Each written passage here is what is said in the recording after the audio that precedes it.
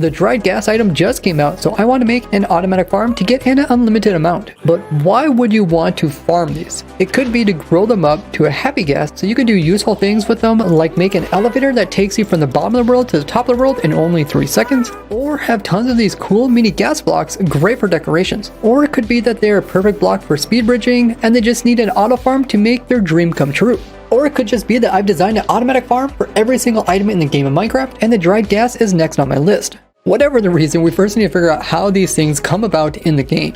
They can sometimes be found near nether fossils in soul sand valleys, but heck if I'm going to make a block quarry to farm these. Luckily, they can also be crafted with bone blocks and gas tiers. There's only one way to get the gas tiers, and that's from a gas mob. But to get the bone blocks, we have 2 options, either a bone mill farm using composters or a skeleton farm. But efficient bone mill farms use water, which isn't in the nether dimension, where we have to be to farm the gas.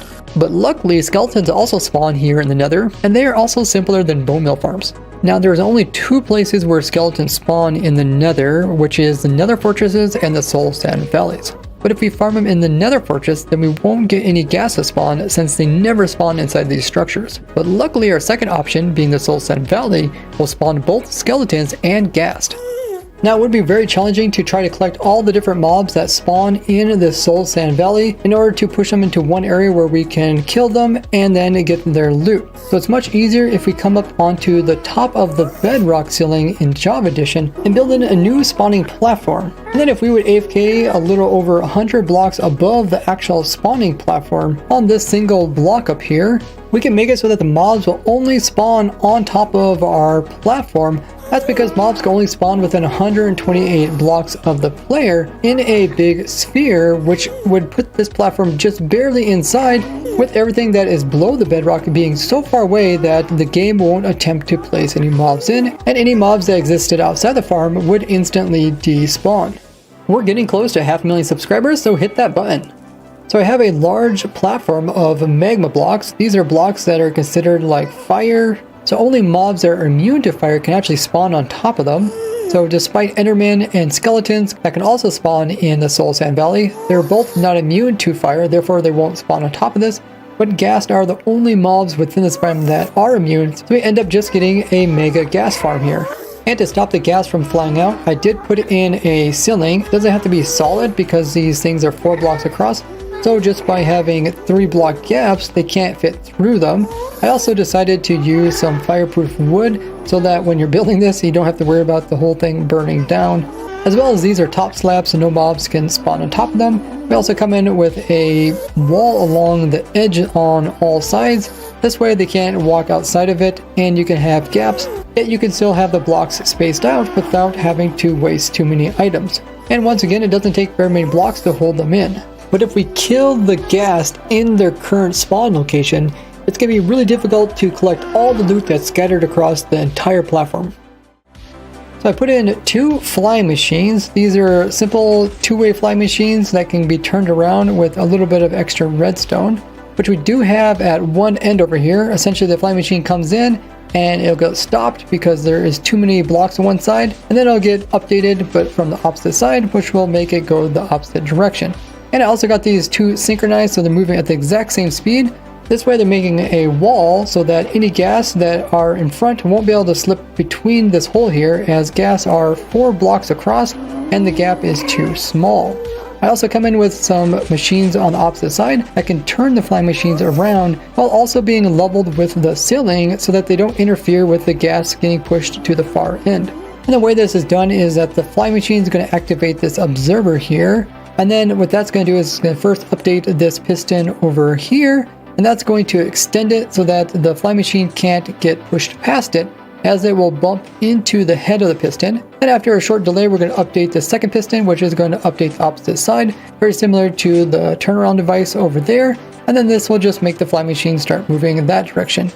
Now, where in the past flying machines could load into unloaded chunks, that is no longer the case, so you want to make sure to turn the flying machine off before leaving it. Otherwise, the flying machine will try to fly to the opposite side and it will hit unloaded chunks and it will just bump into those and freeze there and won't be able to move any further. And that's why you might sometimes find your flying machine just stuck in the middle of somewhere without moving. I also put in a on and off switch, which just comes in and will extend this piston, so never does an update. This will cause the flying machine to just bump into it, but won't be able to get updated to turn around. And then when you want to turn it back on again, you can remove power, which will remove the piston head, which causes it to update once again. Now you can use slime instead of honey, but slime can kind of bounce stuff in front of it, and that can kind of become a problem, so it's a little bit better to use honey in this case. Also, mobs are unable to spawn on top of honey, unlike slime, which they can. Have you left a like on the video yet? Now, how big the farm can be is restricted by the time it takes to actually transport the mobs. Because on average, mobs will despawn after 70 seconds. They have a 30-second grace period where they can't despawn. But then once that's gone, then they have a slim chance of despawning every game tick. But the medium amount of time, meaning the amount of time where half the mobs will despawn, is 58 seconds. So before 28 seconds, there'll be half the mobs, and after 28 seconds, the other half will eventually despawn. And this comes into play with the entire spawning platform, because if you make the farm too big, by the time the flying machine goes across the entire thing, a big chunk of your mobs will have already despawned. And of course, if you make it too small, you don't have enough spawning spaces to actually produce a significant amount of mobs. So it's kind of like a sweet middle point, and for me, it takes about 54 seconds for the flying machine to go down and back again. And this allows us that the majority of the mobs will make it back down to the side where we're going to kill them. But we can actually have a killing chamber on both sides, but the rates aren't good enough to make it worthwhile to build 2 killing chambers and 2 collection systems. Now the farm is good at producing ghast, but that will only get us the ghast tiers. We also need the bones or bone meal in order to make the bone blocks needed for the dried ghast. So looking at all the options when it comes to different things that can be composted while also grown here in the nether dimension, as well as could be easily implemented into this pre-existing farm where we have a fly machine, we kind of narrowed down to just the different types of vines. So I put in some vines right in the location where the fly machine will go. The weaving vines will grow downwards, where the twisting vines will grow upwards. And because they grow so slowly, by having both of them, there's a chance that they'll occupy the same height as the flying machine. So when it comes through here, it will break them off, and then the items will fall over here where they can easily be collected. Now if you've seen my video on the best bone meal farms now since the update, you'll know that these types of vines are one of the slowest growing in the game and the slowest producing bone meal, producing only 0.1 bone meal per plant per hour. Even by having all these plants here, we won't be able to collect enough bone meal to supply the amount of ghast tiers we get. And we can't expand this farm out further without complicating the collection area to a point where it's no longer worth using a bone meal farm, but instead using a skeleton farm. But speaking of a skeleton farm, we're actually here in a soul sand valley where skeletons can spawn naturally. So all they have to do is convert my gas farm here to also produce some skeletons.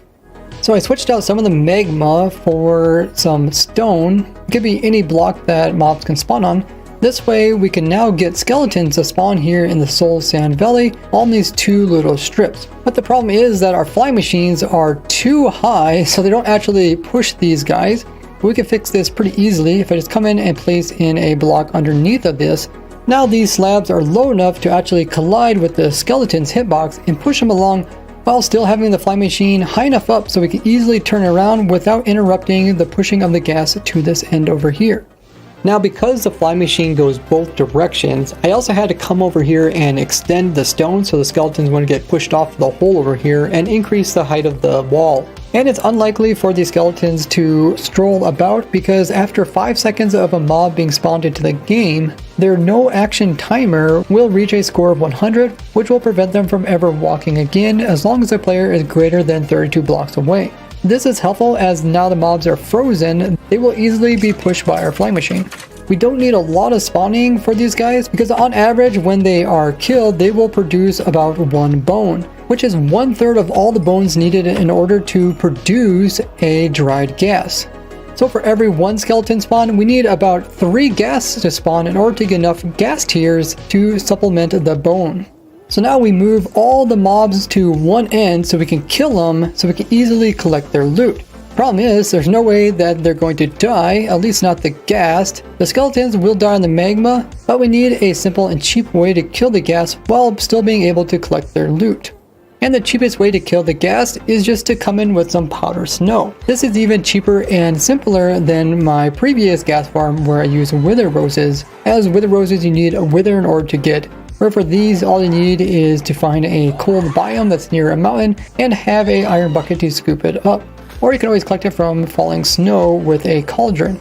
And similar to wither roses, powder snow doesn't need any redstone or like pistons moving in blocks in order to suffocate them in order to kill them, so it works really nice for this layout. The ghasts are also so big that we don't need to completely encase this, so the block over here holds them from going upwards, and we have fences along all the powder snow so that they can't just walk out. And we have the fences a little bit more concentrated near the center where the skeletons are going to die, as they can pathfind around and try to pathfind over here onto the bedrock, but since it's such a long ways to pathfind all the way around, by the time they try to walk over here, they'll end up dying. This also makes it less likely for them to path that direction, which they can do, and instead we'll keep it so that they end up dying where we can easily collect all their loot in one location, which will make the collection system much simpler and easier to set up. But now we need a way to actually pick up all these items so that we can collect them into storage, as these items will just despawn after 5 minutes if they're not stored away properly. So to pick up the loot from the mobs that die, I now put in some minecart rails down here with a hopper minecart, and these special type of carts can pick up items a little over a meter above them. Select items here will get picked up, and then it will move all the way to the end, where it will bounce back and go to the final side. And using a hopper minecart is the easiest, as we don't have access to water here in the nether dimension, and we can always use less rails or power rails depending on if you have more gold or iron. But now we need something for this guy to actually unload the items into. So now when the hopper cart comes up and it comes up here, the items will fall into this hopper, which then will be read by this comparator, and that just comes around and will turn off this torch, which will turn off this power, and will ultimately turn off this power rail. That's what keeps the hopper cart in place, and it will only be able to take off once again once all the items are missing from the cart, meaning they're also missing from this hopper. Right now we're having all the items collected down here into some storage. You can see when that item leaves, then all of a sudden it takes off and tries to pick up some more items. Now, it made it easier to collect all the loot from a single location, but now we have the problem that the ghast tears and the bones are all in the same container. But in order to make the dried ghast, we need to separate them. So I put in an automatic sorter over here, where every time the items that are from up here move down into this hopper and get moved over, before they get pushed into this hopper, they have a chance to first getting pulled downwards by the hoppers down below. And only when it's an item that can't get pulled by neither of these, then it gets continued to push along, and then we have some extra storage over here to store all the extra pieces. But the ones that are being sorted are the bones as well as the ghast here, as we will need them in order to produce the dried ghast. But rather than just sorting the bones and ghast tiers, we can do one step better by actually using the new auto crafters. So I added one of my auto crafters that I showed in this video here, and what we're doing is after we're sorting away the tiers and the bones are then being sorted and put it into this crafter here, which is automatically crafting them into bone meal. And then every time it does that, it produces 3 bone meal, which are filling up this crafter. And once it gets 9 of them, it will instantly convert it over into a bone block, which is then getting moved over here and then moved over here. The ghast tiers are also being pulled aside, and both of them are being pushed from either of these sides into the auto crafter, which we have set up to craft the dried ghast. And if we check this chest over here, this is where you get an unlimited source of dried ghast. Now see how I designed an automatic farm for every other item in the game of Minecraft by checking out this playlist here. Consider becoming a supporter of mine either through Patreon, Discord membership, YouTube membership, or Twitch sub, which you can even do for free using Twitch or Amazon Prime. One of the perks you get along with this is getting your name here at the end of the video. Other than that, I'll see you guys in the next one. Bye bye!